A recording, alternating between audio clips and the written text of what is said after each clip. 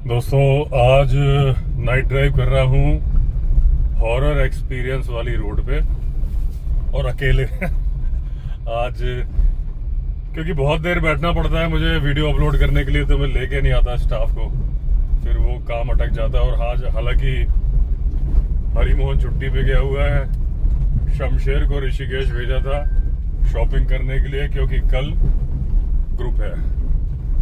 तो और कुछ कुरियर भी डिलीवर हुए थे वहाँ पे, वो झटका मशीन भी हुई थी और कुछ सामान था तो वो भी लेके आएगा।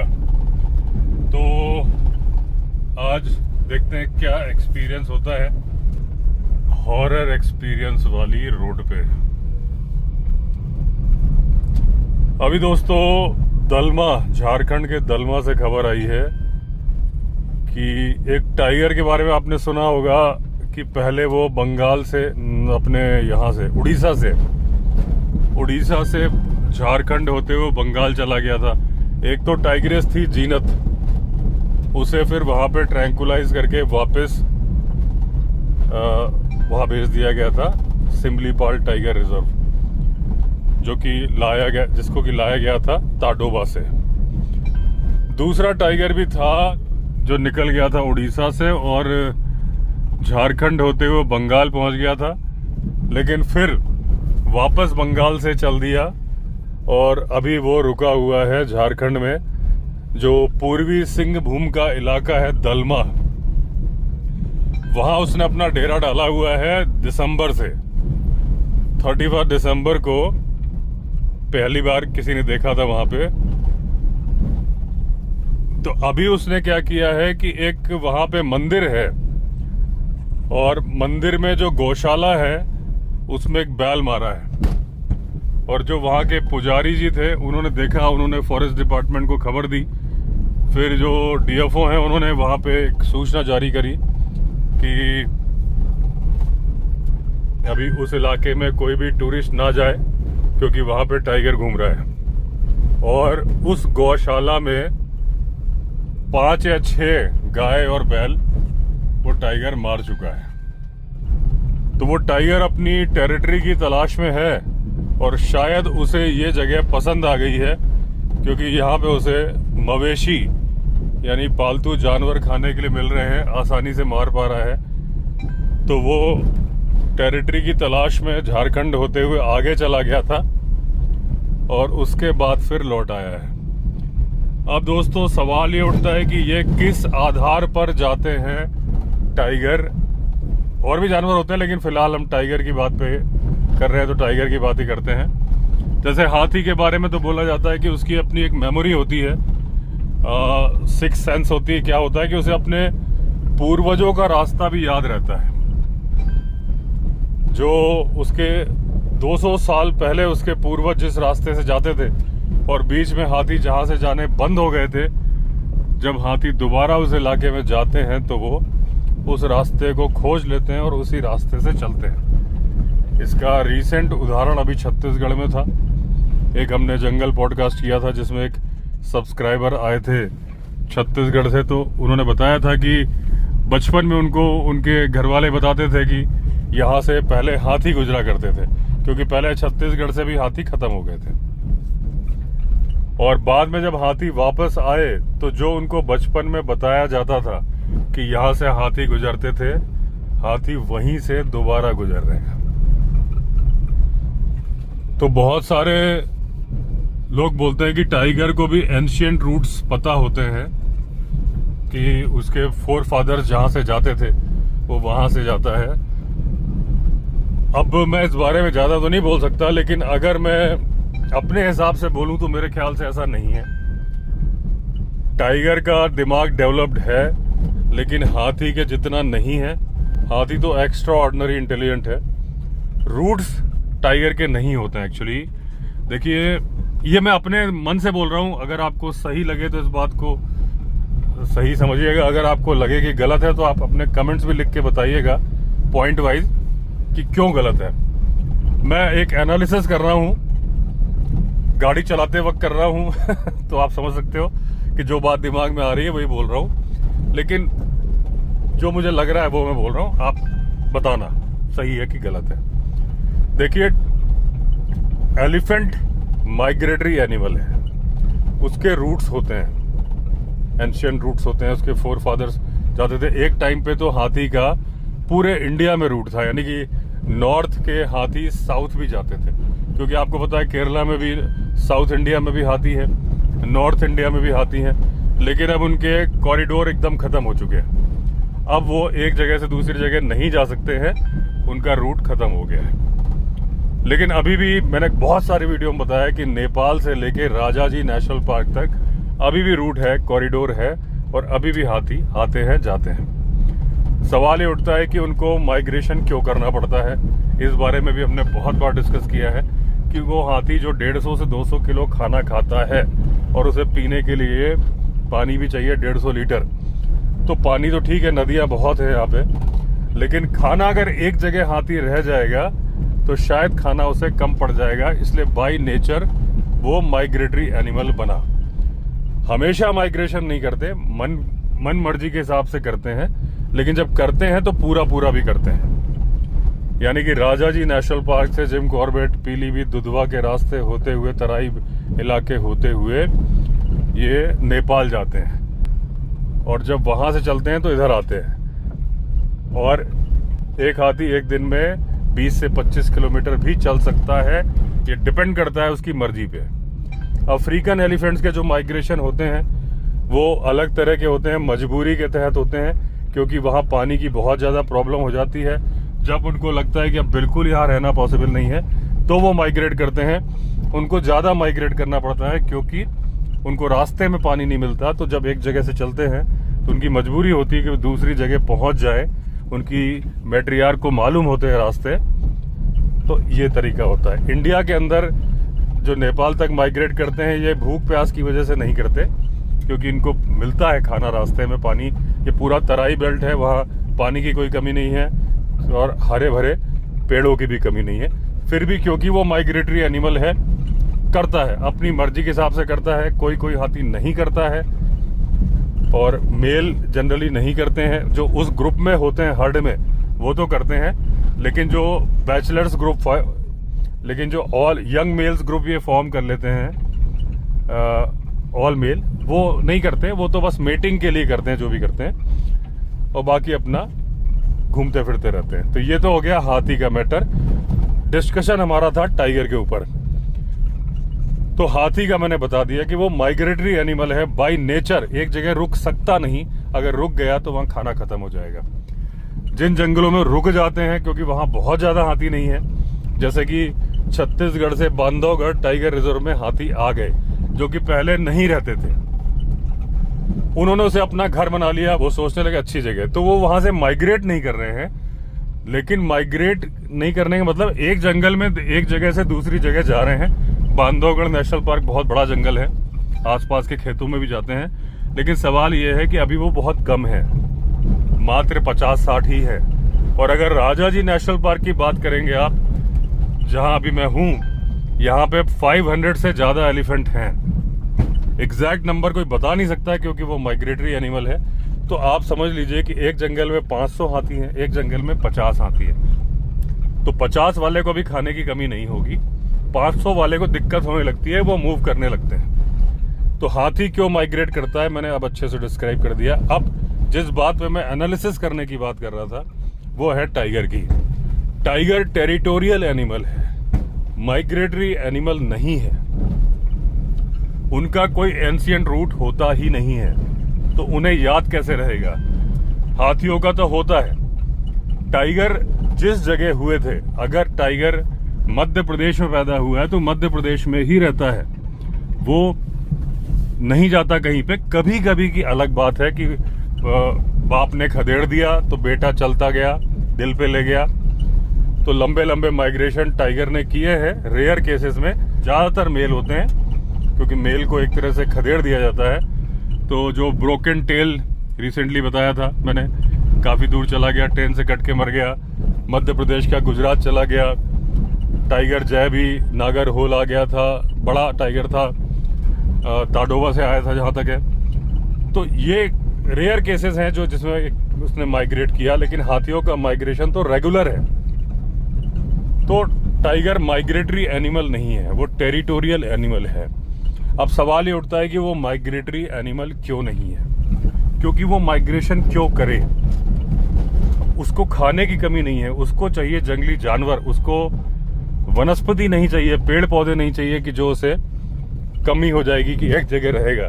उसको जानवर खाने होते हैं, जानवर, वाटर पॉइंट्स, या जैसे मैंने बताया कि जो तराई बेल्ट है जहाँ मॉइस्ट डेसिडुअस फॉरेस्ट होते हैं, जहाँ पेड़ पौधे हरे ज़्यादा रहते हैं, जहाँ पे खाना चारा अच्छा है, पानी के साधन अच्छे हैं, वहाँ पे टाइगर की टेरिटरी छोटी होती है, क्योंकि वहाँ जानवर अच्छे मिल जाते हैं। 15 किलोमीटर तक की होती है।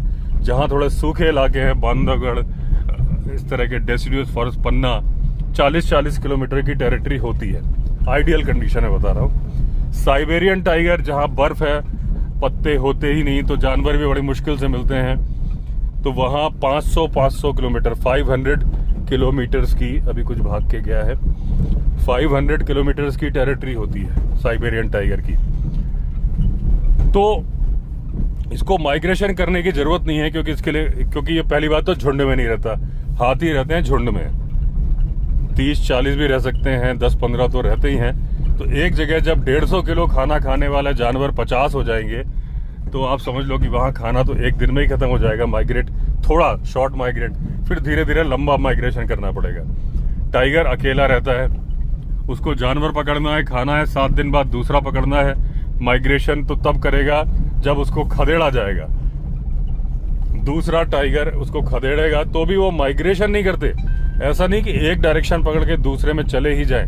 वो अलग है जो मेट की तलाश में, जो मैंने कुछ किस्से बताए, वो अलग केसेस है कि वो मेट की तलाश में और अच्छी टेरिटरी की तलाश में जाता है। जब उसे कहीं अच्छी टेरिटरी मिलती है, जैसे कि मैंने दलमा वाला किस्सा स्टार्टिंग में बताया कि वो झारखंड होते हुए बंगाल चला गया, वहां उसे जंगल समझ में नहीं आए, खेत खलिहान ज्यादा दिखे, जानवर दिखे। झारखंड की तरफ आया, वहां उसे जंगल भी दिखने लगे।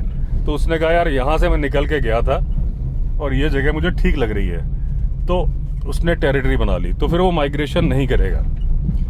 तो बस वो जब, और वो टेरिटरी के लिए क्यों गया, क्योंकि जहां तक मेरा अंदाजा है ये वही टाइगर है जो कि ताडोबा से लाया गया था। तो ताडोबा से उसे अपना रूट, एंशिएंट रूट बंगाल का याद हो, ये संभव ही नहीं है। तो क्योंकि वो तो यहाँ आया ही नहीं था, ये तो ढूंढ रहा है, कोई रूट पे नहीं चल रहा है, नए रूट की तलाश कर रहा है। और जैसे उसको मनपसंद इलाका मिल जाएगा वो वहीं रहेगा। और उसके बाद जब तक वो जिंदा है, जवान है, जब तक उसे दूसरा टाइगर खदेड़ नहीं देगा वो नहीं जाएगा। खदेड़ने के बाद बफर एरिया में आ जाएगा। ऐसा ही वो रहमान खेड़ा का टाइगर था कि वो टेरिटरी की तलाश में निकला था और उसे वहां जानवर मिल रहे थे, छिपने के लिए बगीचे मिल रहे थे, जो वो बोटेनिकल इंस्टीट्यूट टाइप का था, जहां पे फाइनली वो पकड़ा गया। तो इसलिए इसकी मेमोरी इतनी तेज नहीं है, ये फेसेस रिकॉग्नाइज कर सकता है। जैसे कि एलिफेंट रफली 200 फेसेस लाइफ लॉन्ग रिकॉग्नाइज कर सकता है। टाइगर भी फेस को रिकॉग्नाइज कर सकता है, लेकिन 200 नहीं कर सकता, इतनी उसकी मेमोरी नहीं है। तो हाँ, जिस टेरिटरी में वो रहता है, जहां वो बीट करता है, उस टेरिटरी के रास्ते उसे याद हो जाते हैं।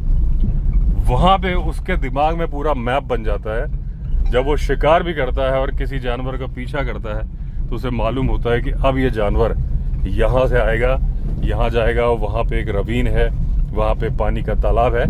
रेगुलर बीट करते करते उसे ये याद हो जाता है।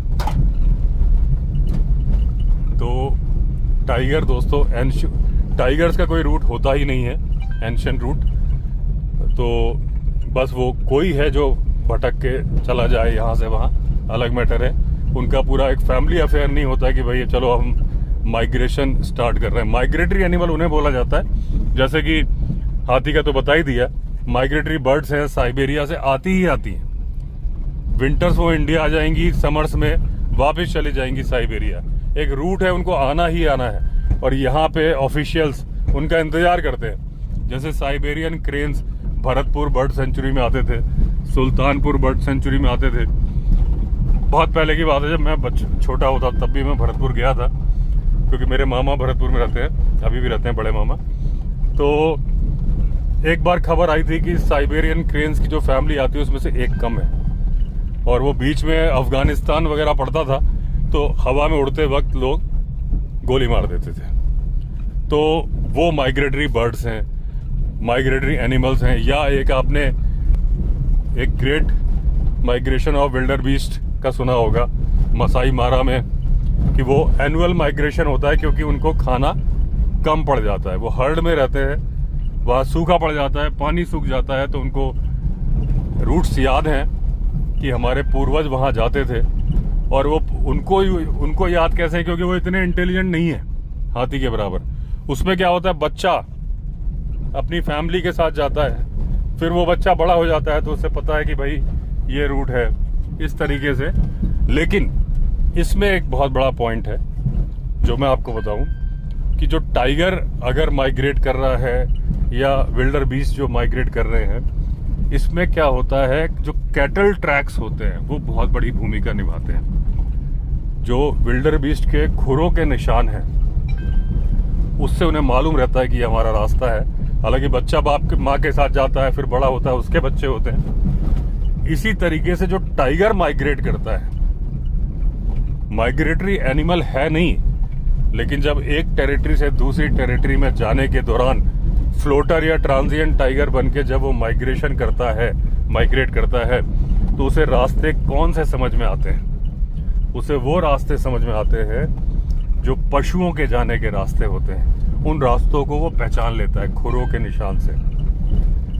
अब क्या होता था, जैसे कि तराई बेल्ट है, अगर हम तराई बेल्ट की बात करें तो तराई बेल्ट में जो बर्फ का टाइम, जैसे पहाड़ की बात करें हम, जिम कॉर्बेट के इलाके की बात ही कर ले, तो जो पहाड़ का जो किसान थे, जैसे अभी भी आप जाते होगे अगर बद्रीनाथ के ऊपर माना गांव है, हिंदुस्तान का आखिरी गांव, तो वहां पे वो सर्दियों में नीचे उतर आते हैं, अपने नीचे एक गांव में आ जाते हैं, फिर गर्मियों में ऊपर जाते हैं क्योंकि सर्दियों में तो रहने लायक कंडीशन होती ही नहीं है।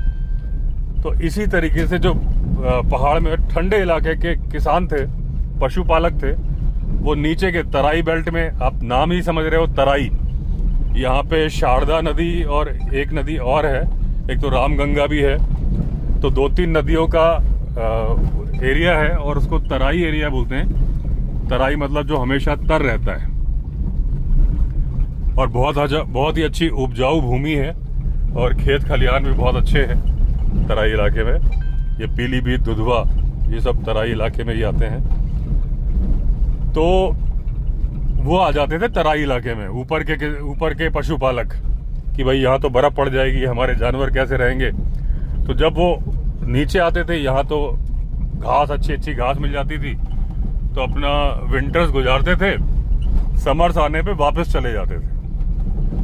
अब उनके जो पशु होते थे, थोड़े बहुत नहीं होते, गाय भैंस बकरियां जो भी होते थे, झुंड के झुंड होते थे, उनके चलने की वजह से मिट्टी में निशान बन जाते थे प्रॉपर। उसको बोलते हैं कैटल ट्रैक, जैसे कैटल ट्रेल, कैटल ट्रैक, जैसे कि गेम ट्रेल वर्ड बहुत आपने सुना होगा कि जो गेम का मतलब होता है शिकार। गेम का मतलब वैसे खेल होता है, लेकिन क्योंकि शिकार को भी खेला जाता था इसलिए अंग्रेजों ने इसको गेम बोला था, शिकार को। Big game, small game. Big game मतलब बड़े जानवर, टाइगर, लेपर्ड, हाथी, जंगली भैंसा, क्योंकि इंडिया में भी जंगली भैंसा है, वाटर बफेलो आसाम तरफ, इस तरह के जानवर, बाइसन, इंडियन बाइसन।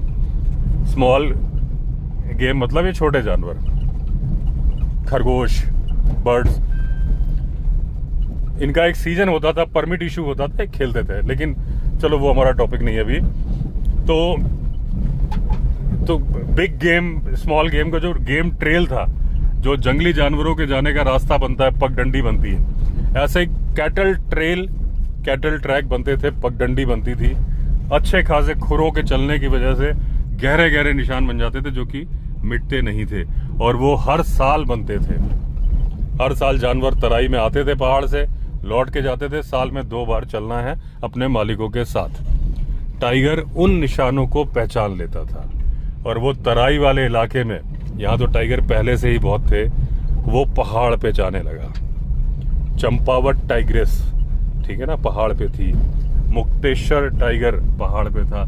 तो जो टाइगर पहाड़ पे पहुंचे थे, इनिशियली वो तराई वाले इलाकों से पहुंचे थे, और वो जब अपनी टेरिटरी खोजने के चक्कर में, या जब वो नीचे की तरफ जाने को मुंह करते हैं, वहां उन्हें खेत मिलते हैं। तो वो देखते हैं यार ये खेत में तो जानवर तो हैं, लेकिन इनके मालिक भी हैं, हमारे लिए खतरा है। तो जब वो दूसरी तरफ जाते हैं तो वहां उनको पहाड़ का रास्ता मिलता है, जंगल भी मिलता है, क्योंकि पहाड़ पे जंगल होता ही है। और उन्हें एक रास्ता मिल जाता है पशुओं के जाने का, जो कि अपने मालिकों के साथ जाते थे, खुरों से निशान बनते थे। तो टाइगर उन रूट को फॉलो करके जाता था। तो ये इस तरीके से टाइगर जाता है दोस्तों। जो मैं बोल रहा था कि एनालिसिस आपको सही लगा तो बताओ, गलत लगा तो कहाँ गलत लगा ये बताओ। और इसलिए टाइगर का कोई एंशिएंट रूट नहीं होता है, वो जिस रास्ते पे मुंह उठाए उस पर चल पड़ता है। लेकिन वो जिस रास्ते पे मुंह उठा के चलता है उसके कुछ कारण होते हैं, कुछ कारक होते हैं, और वो यही होते हैं जो मैंने बताए। तो ये है, अब वो बरगद के पेड़ों के इलाके में आ चुका हूँ। अभी टाइम ज़्यादा नहीं हुआ, 7:36 हुआ है। एक खबर आई है दोस्तों पीलीभीत से ही। एक भालू, वहाँ एक रेलवे स्टेशन है, माला रेलवे स्टेशन करके, पहले भालू वहाँ देखा गया, और उसके बाद जब वो वहाँ से उसको भगा दिया फॉरेस्ट वालों ने, कुछ एक दिन बाद वो फिर आ गया, फिर वहीं घूमने लगा, पब्लिक के सामने ही घूम रहा था। फिर उसे रेस्क्यू किया गया, तो देखा गया तो उसके कान के पास में बहुत गहरे घाव थे, और वो इतना गहरा घाव था, इतना ज़्यादा इन्फेक्टेड था कि वो अपना मुंह भी नहीं खोल पा रहा था।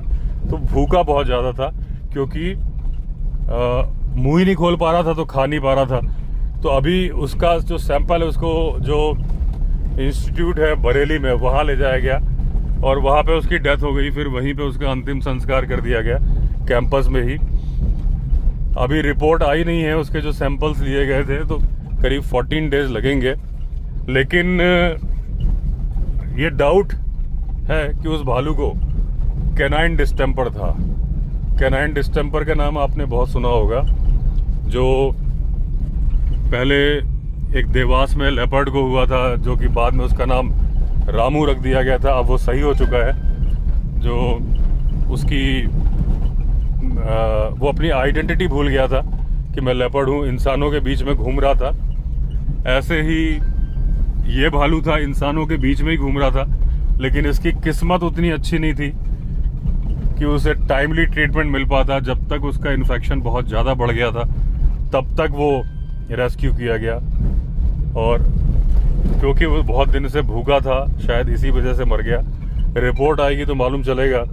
और मैंने अभी रिसेंटली किसी वीडियो में बोला था कि जो कैनाइन डिस्टेम्पर है कुत्तों में भी बहुत ज़्यादा होता है, और कार्निवोरस एनिमल सारे, टाइगर, लेपर्ड, सब में होता है। भालू ओमनीवोरस होता है, तो उसमें भी, क्योंकि भालू भी कार्निवोरस भी होता है, मांस भी खाता है।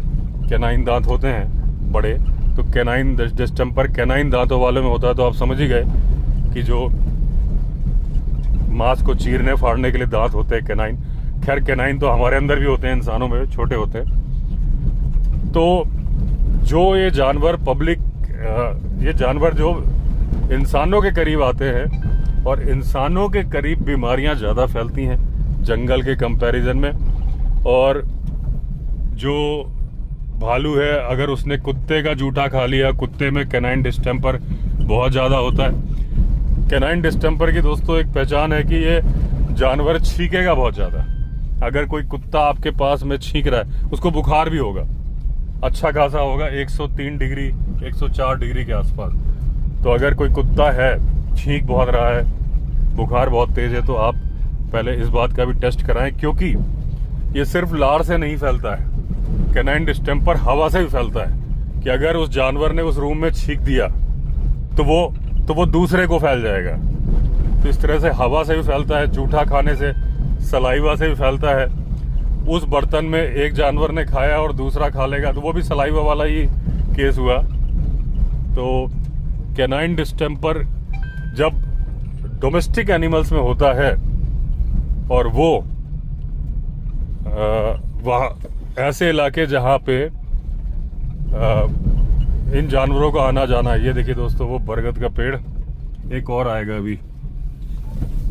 ये छरबत्ती वाला नहीं है, छरबत्ती वाला आगे। तो आज दोस्तों देखिए, बातों में उलझा हुआ हूँ तो मुझे कोई डर नहीं लग रहा, जबकि मैं अकेला ही हूँ गाड़ी में, तो कोई नहीं है। लेकिन जब ध्यान आपका डाइवर्टेड हो ना कहीं पे, अब अभी मैं बता रहा हूँ कुछ बातें, तो मेरा ध्यान पूरा वहाँ है, जबकि अब वो छरबत्ती वाला पेड़ आने वाला है। ये देखिए,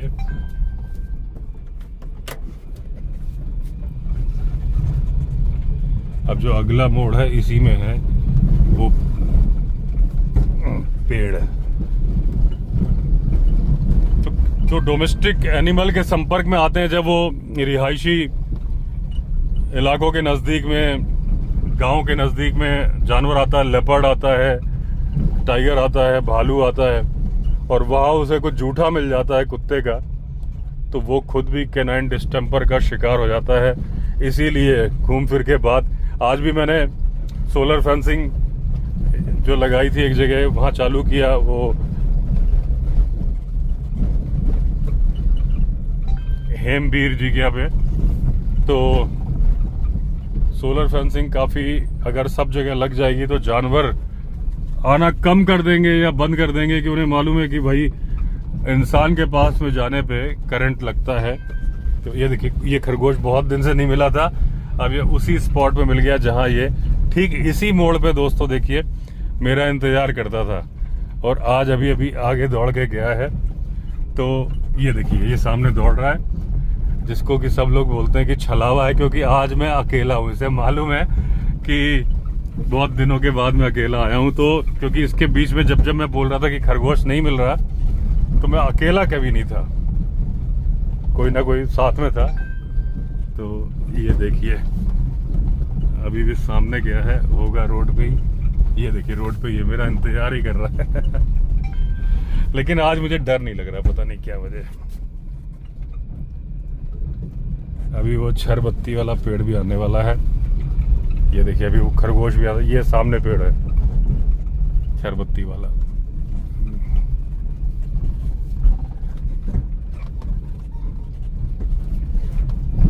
अभी खरगोश भागा है, फिर मिलेगा लगता है। लगता है घुस गया कहीं पे।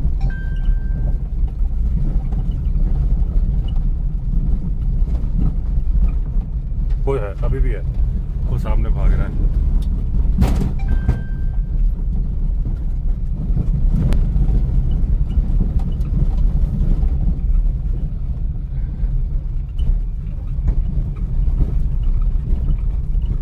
अब चला गया, किसी झाड़ी के अंदर चला गया। तो चलिए दोस्तों, एंड करता हूँ वीडियो को। नीचे आ गया मैं नदी में, और अगर आपने चैनल सब्सक्राइब नहीं किया तो चैनल सब्सक्राइब कर दीजिए। फिर मिलते हैं, तब तक के लिए all the best. Vande Mataram.